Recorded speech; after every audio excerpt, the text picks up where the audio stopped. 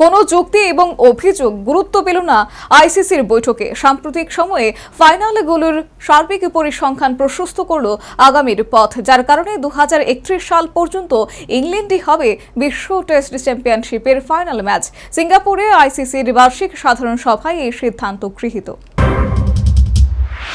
কেন প্রত্যেকবার ইংল্যান্ডে হবে বিশ্ব টেস্ট চ্যাম্পিয়নশিপের ফাইনাল ম্যাচ? সিঙ্গাপুরে আইসিসির বৈঠকে এমনই একাধিক অভিযোগ জমা পড়েছিল, কিন্তু কোনোভাবেই কমিটির কাছে এই অভিযোগ গুরুত্ব পেল না।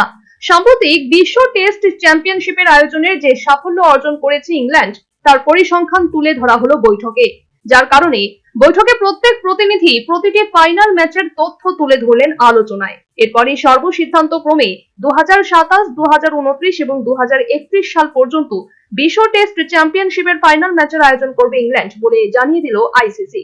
অর্থাৎ আগামী প্রতি 2 বছর পর পর ইংল্যান্ডেই হবে বিশ্ব টেস্ট চ্যাম্পিয়নশিপের ফাইনাল আসর। রবিবার বৈঠকে এই চূড়ান্ত সিদ্ধান্তের উপর সিলমোহর দেন বিশ্ব ক্রিকেট সংস্থা। Bureau report, news vanguard.